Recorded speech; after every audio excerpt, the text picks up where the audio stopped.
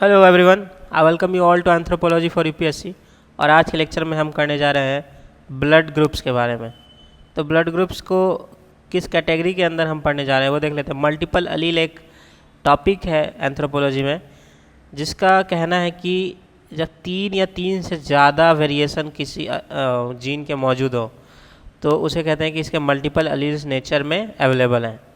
ठीक है, तो इसके अंदर बहुत चीज़ फॉल करता है, जैसे कि रैबिट के कलर का जीन, ठीक है, और ड्रोसोफिलिया के आई कलर का जीन।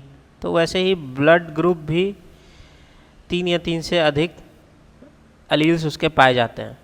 जैसे ए बी ओ जो हम पढ़ रहे हैं, तो ए और बी और ओ ये तीनों अलग अलग अलील्स हैं जो कि नेचर में पाए जाते हैं, और हमारे अंदर कोई दो जनरली पाया जाता है या कोई एक भी पाया जा सकता है। तो जब हम लोग ब्लड ग्रुप पढ़ ही रहे हैं तो साथ में एबीओ के साथ में हम एमएनएस सिस्टम, आरएच सिस्टम और Bombay blood group, golden blood group सब देख लेंगे। ठीक है, तो चलिए शुरू करते हैं। मल्टीपल अलील मैंने आपको बता दिया कि जब तीन या तीन से ज़्यादा अलील मौजूद हो तो होमोलोगस क्रोमोसोम के लिए, तो उसे हम कहते हैं कि मल्टीपल अलील्स इसके प्रेजेंट हैं। चलिए एग्जाम्पल में हो गया एबीओ ब्लड ग्रुप। अब एबीओ ब्लड ग्रुप का कॉन्सेप्ट किसने दिया था? लैंडस्टाइनर ने 1900 में दिया था।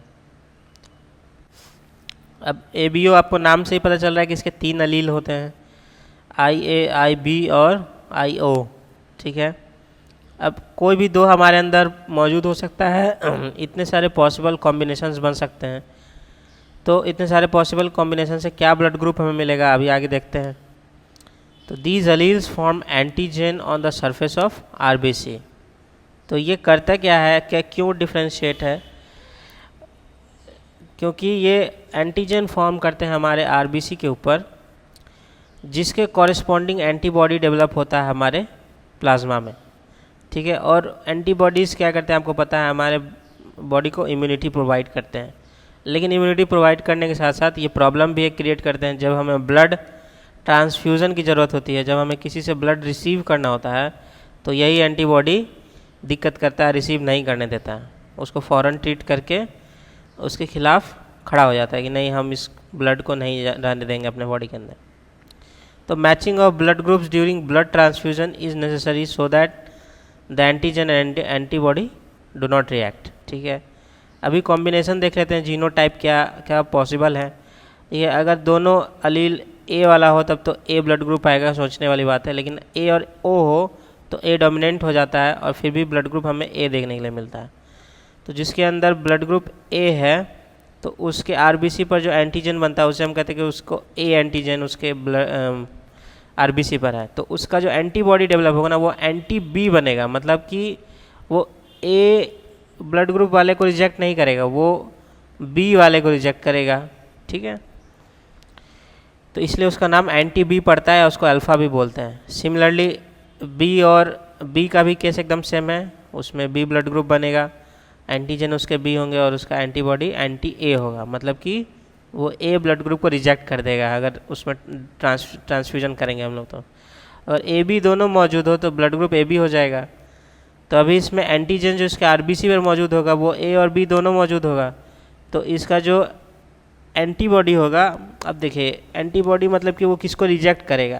तो जब इसके अंदर खुद ए और बी दोनों हैं तो ये किसी को रिजेक्ट नहीं करेगा, तो इसके ऊपर नो एंटीबॉडी बनेगा। ठीक है, ए बी किसी कोई एंटीबॉडी नहीं होने का मतलब क्या हुआ, ये किसी से भी रिसीव कर सकता है, तो ये यूनिवर्सल रिसीवर हो जाएगा। ठीक है, आगे भी हम लोग देखेंगे, यूनिवर्सल रिसिपेंट भी बोल सकते हैं इसको, हो जाएगा। और अगर दोनों अलील ओ हो तो ब्लड ग्रुप हमारा ओ हो जाएगा। अभी ओ होने का मतलब क्या होता है कि इस पर कोई एंटीजन नहीं है, इसके आरबीसी के सरफेस पे कोई एंटीजन नहीं है। तो जब कोई एंटीजन नहीं है तो ये ए और बी दोनों के खिलाफ एंटीबॉडी बना लेगा, मतलब कि दोनों को फ़ौरन मानेगा कि बाहर से आया हुआ चीज़ है, तो इसका एंटीबॉडी दोनों हो जाएगा। तो ये देखे, हाँ ये देखा हमने कि ये यूनिवर्सल रेसिपिएंट हो गया, तो ये वाला ब्लड ग्रुप क्या हो जाएगा, यूनिवर्सल डोनर हो जाएगा। क्यों? क्योंकि इसके ऊपर कोई एंटीजन नहीं है। ठीक है, तो कोई एंटीजन है ही नहीं, तो ये जब दूसरे के शरीर में जाएगा तो ब्लड उसको ना ए समझेगा ना बी समझेगा, उसको पता ही नहीं चलेगा कि ब्लड ट्रांसफ्यूजन हो रहा है, तो वहाँ पे आसानी हो जाएगा। तो ओ ब्लड ग्रुप वाले लोग जो होते हैं वो यूनिवर्सल डोनर होते हैं। ठीक है, ये था एबीओ ब्लड ग्रुप सिस्टम। आगे देख लेते हैं, वही रिसिपिएंट एंड डोनर वाला कंसेप्ट है, कौन किसको ब्लड दे सकता है। अब जिसका ब्लड ग्रुप ए है वो किससे किससे ब्लड ले सकता है, ए से और ओ से। ओ से क्यों ले सकता है, क्योंकि ओ से कोई भी ले सकता है, क्योंकि उसके ऊपर कोई एंटीजन नहीं होता है, तो हमारे बॉडी में वो आएगा तो पता ही नहीं चलेगा कि वो बाहर से आया हुआ चीज़। और ए ब्लड ग्रुप किसको किसको डोनेट कर सकता है, ए वाले को कर सकता है और ए बी को कर सकता है। ए बी को क्यों डोनेट कर सकता है, क्योंकि ये ए बी क्या है, यूनिवर्सल रेसिपिएंट है, किसी से भी ले सकता है। तो देखिए रेसिपिएंट में सब जगह आपको ए बी दिख रहा है, ठीक है, और डोनर में आपको सब जगह ओ दिख रहा है। तो ये कॉमन आपको याद रख लेना है कि रेसिपिएंट में हर जगह ओ होगा, सॉरी डोनर में हर जगह ओ होगा, ओ सबको दे सकता है, और रेसिपिएंट में हर जगह ए बी होगा, वो हर किसी से ले सकता है, क्योंकि उसके ऊपर कोई एंटीबॉडी नहीं होते हैं उसके ब्लड में, और इसमें कोई एंटीजन नहीं होता। और अगर ए बी की बात करें तो ए बी सबको दे सकता है, ए को भी, बी को भी, ए बी को भी, ओ को भी, क्योंकि यूनिवर्सल डोनर है ये। ए बी को तो दे ही सकता है। ओ जो है वो रिसीव किसी से नहीं कर सकता, लेकिन डोनेट दोनों को कर सकता है। ठीक है, यहीं पे हमने कंसेप्ट डील किया। ओ किसी से रिसीव क्यों नहीं कर सकता, क्योंकि उसमें दोनों तरह के एंटीबॉडीज़ है, ए और बी दोनों वाले हैं, तो कोई भी लेगा वो तो दिक्कत हो जाएगा उसको। वो एक्सेप्ट कर सकता है सिर्फ ओ ब्लड ग्रुप से। ठीक है, तो ओ ब्लड ग्रुप वाला सिर्फ ओ ब्लड ग्रुप से ले सकता है, ए बी वाला सब से ले सकता है, लेकिन दे सकता है सिर्फ ए बी ब्लड ग्रुप वाले को। ओ वाला सिर्फ ओ से ले सकता है, लेकिन डोनेट कर सकता है सबको।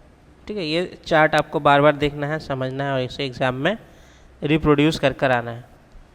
फिर है inheritance of ABO blood group. Inheritance कैसे होता है, या तो होमोजाइगस कंडीशन में होगा या तो हेट्रोजाइगस कंडीशन में होगा।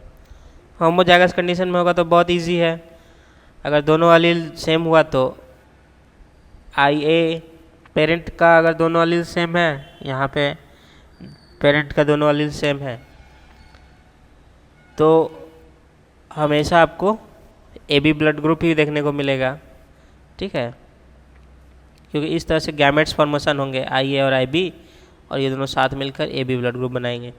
लेकिन जब हेट्रोजाइगस पेरेंट्स होते हैं, मतलब पेरेंट्स के अंदर ही ए और ओ दोनों मौजूद हो, या बी और ओ दोनों मौजूद हो, तो उस कंडीशन में क्या होगा, ये जो गैमेट्स बनेंगे, अलग अलग गैमेट्स बनेंगे, ए ओ बी ओ, तो ये आपस में इस तरह से आई ए आई B, I A I O I B I ओ, तो ये सब मिल सकता है हमें। तो हम देख रहे हैं कि ए बी मिल सकता है, ए ब्लड ग्रुप यहाँ मिलेगा, बी ब्लड ग्रुप यहाँ मिलेगा, और ओ ब्लड ग्रुप यहाँ मिलेगा। तो इतने पॉसिबल कॉम्बिनेशंस हो जाते हैं। तो इसका यूज़ कहाँ होता है, इसका यूज़ होता है चिल्ड्रन का ब्लड ग्रुप जानने में, या पैटर्निटी टेस्ट में, कि पेरेंट का क्या था और बच्चे का क्या है, इसका कंपैरिजन किया जाता है। और 15% जो पैटर्निटी टेस्ट का मतलब विवाद है वो ब्लड ग्रुप से ही सुलझाया जाता है। ठीक है, अब एक टॉपिक यहाँ पर नहीं दिया हुआ है पाला मैम के नोट्स में, वो है डिस्ट्रीब्यूशन। तो उसके लिए मैंने एक फिगर यहाँ पे लगा दिया है, इसे आप नोट डाउन कर लेंगे। ये आर एच पॉजिटिव और निगेटिव तो हम आगे देखने जा रहे हैं, पर यहाँ पे ए बी और O A B R H positive सबका डिस्ट्रीब्यूशन जो है कंट्री वाइज दिया हुआ है। तो इसमें कुछ कॉमन फैक्ट्स हैं, वो ये है कि ओ ब्लड ग्रुप जो है वो पूरे वर्ल्ड में मोस्ट कॉमन है। ठीक है, मोस्ट कॉमन, अराउंड 40% जो पूरे वर्ल्ड का ब्लड ग्रुप है वो ओ ब्लड ग्रुप है। ठीक है, आप यहाँ से देख सकते हैं, इस ओ ब्लड ग्रुप वाले को देखिए, आपको सिर्फ नॉर्थ इंडिया में कम दिखेंगे, बाकी आपको हर जगह 40% से ऊपर दिखेगा ये। तो एवरेज 40% जो वर्ल्ड की पॉपुलेशन है उसके पास ओ ब्लड ग्रुप है। उसके बाद ए ब्लड ग्रुप है जो कि सबसे ज़्यादा मौजूद है, और बी ब्लड ग्रुप जो है वो सबसे कम मिलता है। लेकिन नॉर्थ इंडिया में थोड़ा सा सिचुएशन उल्टा है, बिहार यूपी ये सब वाले क्षेत्र में बी ब्लड ग्रुप ज़्यादा मिलता है। ठीक है, तो ये आप डिस्ट्रीब्यूशन को एक मतलब फैक्ट की तरह याद करके एग्ज़ाम में ज़रूर लिख कर आएंगे, नहीं तो आपको मार्क्स कम मिलेंगे। चलिए, तो ए बी ब्लड ग्रुप हमने देख लिया। अब हम देखते हैं RH सिस्टम। देखिए, RH सिस्टम का नाम पड़ा है, अगेन लैंडस्टाइनर एंड वीनर का नाम आता है 1940s के अराउंड, इन्होंने ये कंसेप्ट दिया था। RH फैक्टर का नाम आता है रीसस मंकी से।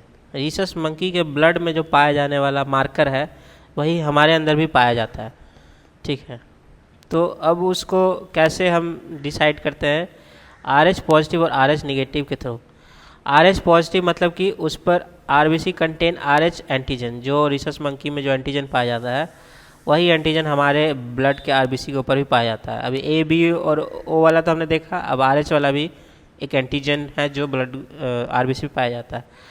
RH निगेटिव में कोई एंटीजन नहीं होता है ब्लड पे, मतलब RBC पर, ठीक है। तो RH पॉजिटिव और निगेटिव इस तरह से हम डिटरमाइन करते हैं। अभी हमने यहाँ पे जो चार्ट देखा था उसमें RH का भी डिस्कशन कर ही लेते लगे यहाँ। तो देखिए, RH पॉजिटिव 95% पॉपुलेशन जो है हमारे वर्ल्ड की वो RH पॉजिटिव है, सिर्फ 5% या 4.5% के आसपास RH निगेटिव है।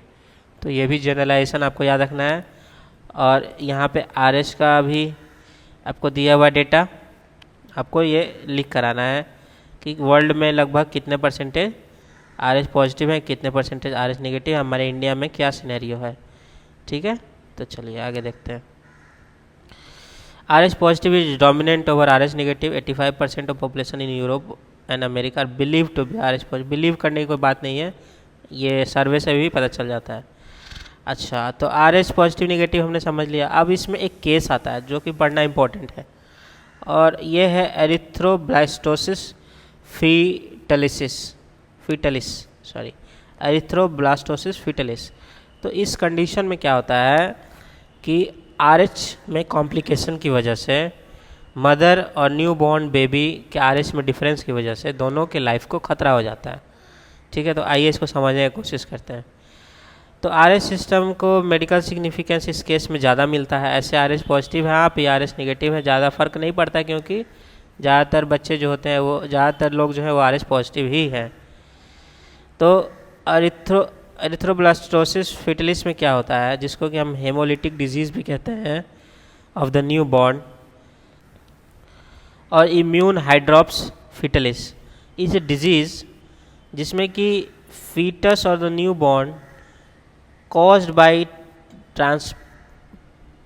transplacental transmission of maternal antibody resulting from maternal and fetal RH incompatibility। ये क्यों कॉज होता है? Transplacental transmission of maternal antibody की वजह से। अभी आप देखेंगे डायग्राम के थ्रू कि एक RH पॉजिटिव और एक RH निगेटिव वुमेन की शादी होती है, और जो बेबी कंसीव होता है, सपोज उसमें RH पॉजिटिव ब्लड है बच्चे के अंदर, मदर के अंदर RH नेगेटिव है, बच्चे के अंदर RH पॉजिटिव है।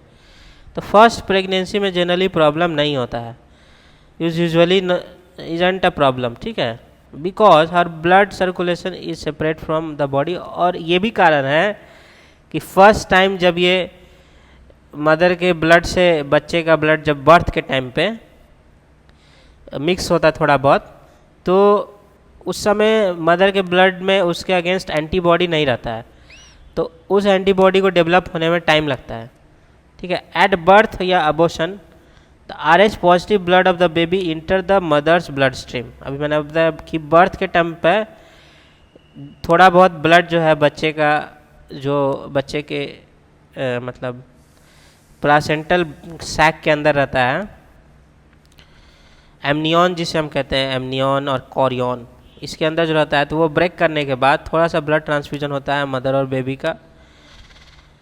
तो उसके बाद क्या होता है, mother's immune system recognise the antigen as foreign and develops antibody against it. तो इमिडिएटली तो कुछ नहीं होता है, लेकिन एक वैक्सीन का काम करता है वो ब्लड, थोड़ा सा जो ब्लड का ट्रांसफ्यूजन होता है, मदर का ब्लड जो है पहचान जाता है कि RH पॉजिटिव ब्लड जो है वो मेरे खिलाफ मतलब एक प्रॉब्लम है, फॉरेन ब्लड है, तो उसके खिलाफ वो एंटीबॉडी बना लेता है। अब सेकेंड प्रेगनेंसी में क्या होता है कि जब RH पॉजिटिव बेबी मदर के एंटीबॉडीज़ सेकेंड प्रेगनेंसी में क्या होता है, मान लीजिए फिर से वही कंडीशन हुआ, बच्चा जो है वो RH पॉजिटिव आ गया, तो क्या होता है, जैसे मदर का ब्लड अगर बच्चे के पास चला जाता है प्लासेंटा को क्रॉस करके बच्चे के ब्लड स्ट्रीम में, तो वो बच्चे को किल कर सकता है, ठीक है, क्योंकि मदर के ब्लड में एंटीबॉडी है RH पॉजिटिव के लिए। तो इसलिए बहुत संभावना होती है, या फिर बर्थ के टाइम भी अगर थोड़ा बहुत ब्लड का मिक्सचर होता है तो बच्चे के जान को खतरा होता है, साथ ही माँ के जान को भी खतरा होता है। तो इससे क्या होता है कि अल्टीमेट रिजल्ट क्या होता है, a reduction in RBC can lead to severe anaemia, heart failure and death. बच्चे के अंदर अगर माँ का ब्लड का कोई भी पोर्शन धीरे धीरे इंटर करता है ड्यूरिंग प्रेगनेंसी, तो बच्चे में ये सब प्रॉब्लम हो सकता है। और RBC को यदि किल करने लगेगा बच्चे के अंदर के RBC को, मदर का ब्लड, तो उससे बिलबुरीन फॉर्म होता है जो कि जॉन्डिस और ब्रेन डैमेज कॉज करता है, तो बच्चे के लिए बहुत हार्मफुल हो जाता है। तो सेकेंड प्रेगनेंसी में इस चीज़ को ध्यान रखा जाता है डॉक्टर्स के द्वारा कि अगर ऐसा कंडीशन है तो पहले से इन्फॉर्मेशन दे दिया जाता है कि कुछ भी होने की संभावना है, रिस्क बहुत ज़्यादा है। इसका डायग्नोसिस एंड ट्रीटमेंट क्या है कि ब्लड ग्रुप चेक हो जाएगा प्रेगनेंसी से पहले तो पता चल जाएगा।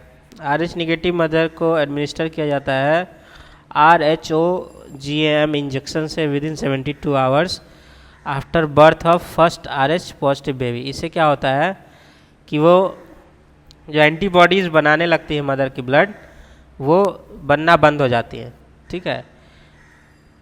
तो बच्चे के लिए नेक्स्ट टाइम प्रॉब्लम कम होता है या नहीं होता है। फीटल असेसमेंट इंक्लूड्स, इतने सारे टेस्ट किए जाते हैं मदर के, और इसके बाद मतलब और भी जो भी ट्रीटमेंट पॉसिबल है वो दिया जाता है, ठीक है। अब आते हैं हम लोग MNS सिस्टम पे। देखिए MNS सिस्टम भी लैंडस्टाइनर और लेविन द्वारा दिया गया था 1927 के आसपास। इसमें 2 अलील होते हैं, IM और IN, जो कि 3 कॉम्बिनेशन में पाए जाते हैं, MN और MN, ठीक है। और इसमें S और स्मॉल s वाला 2 एंटीजन भी पाया जाता है। तो टोटल मिला के इतने पॉसिबल कॉम्बिनेशंस होते हैं। इसमें कुछ ज़्यादा पढ़ने के लिए नहीं है, MNS सिस्टम उतना यूज़ में भी नहीं है, ठीक है। अब बॉम्बे ब्लड ग्रुप क्या है, ये रेयरेस्ट ब्लड ग्रुप है, ठीक है। इसको कैसे समझाया गया है कि AB ब्लड ग्रुप में देखो क्या होता है, ग्लाइकोप्रोटीन प्रेजेंट होता है सरफेस ऑफ RBC पर, और ग्लाइकोप्रोटीन फॉर्म होता है addition of sugar moiety glucose and galactosamine to H substance, ठीक है।